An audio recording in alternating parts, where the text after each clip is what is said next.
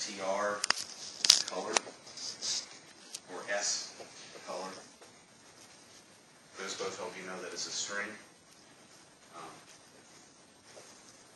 D price. It tells you it's a floating point number with high precision.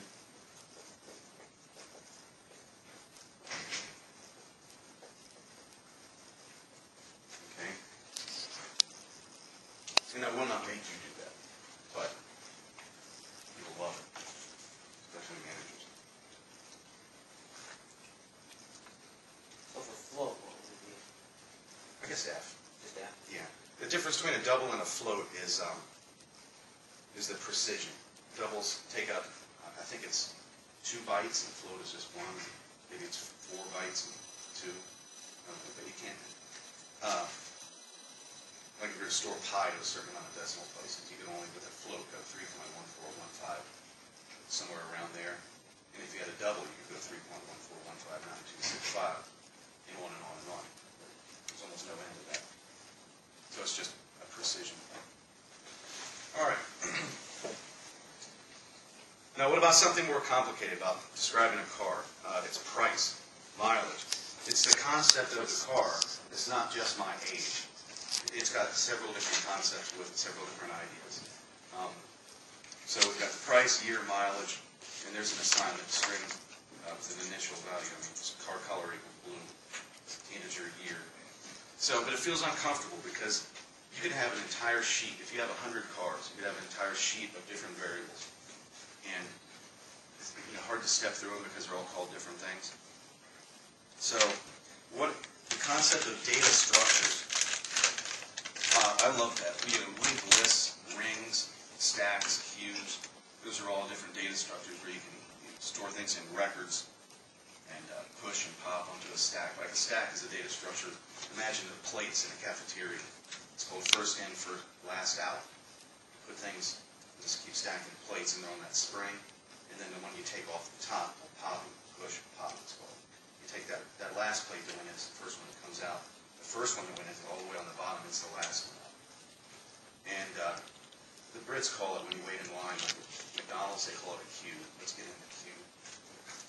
It's spelled this way. Q-U-E-U-E, really weird word. That in computer programming is first in, first out. It's the opposite of the stack. It's just like a cardboard tube. You're shoving stuff in there. It's the first one in is going to be the first one out. But those are called data structures. So another data structure that we're learning is an object in a class. So don't worry about the stacks and queues right now. But if we want to create a thing, like a car or a dog, we can make an object and make multiple copies of it, and we don't have to worry about what we've named all those things. These properties that we defined here are just going to be whatever we call that new object, Jeff's dog, dot color, dot breed, dot age. So it makes it much easier to organize everything. And so how do we create a thing? We need a template. Right here, this is called a class. If we define a class, think of everything that we need beforehand. Some things should be kept just to yourself. These properties are called private. It's not important to note why, but it's commonly done most used for people not screwing your things up. This is called data hiding. The opposite is that this is public. This class is public, but these things right now are not accessible outside. So, sometimes we use this. Now, data hiding is good for making things easier. Some people call it the black box concept. If I just give you a black box and I say you put a coin in and a parakeet comes out, do you really want to know what's going on in there? Right? I don't. I would. Well, yeah, actually, I guess I would. But that's called data hiding, or the black box concept. So if you want to make if your duty is to make a big program, a big object in class with all these different features, you hide things from the outside user, and they just say, oh, thank God, I'm glad you made that. I don't know how it works, but thank you. Do you really know how the random number generator works in programming languages? I know it uses a clock somehow.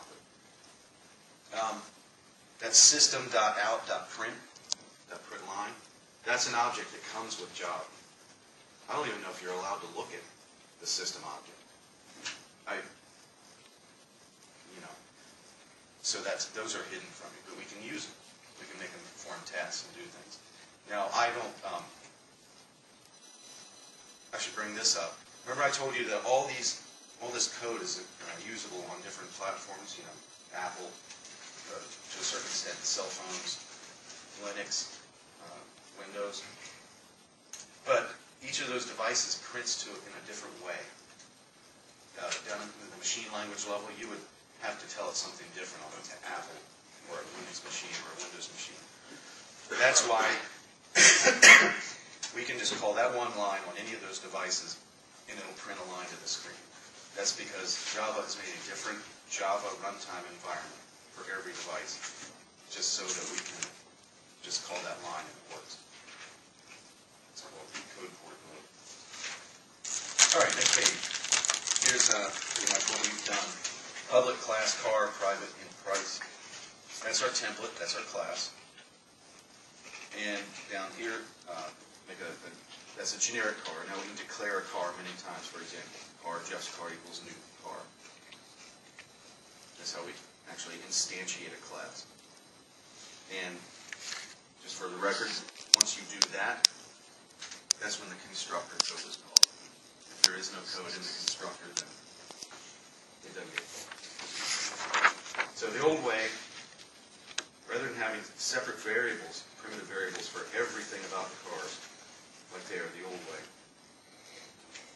and then the object-oriented programming way. And just from that example, it's hard to see the benefit, but there it is. And that's the way you kind of have to do things in Java. And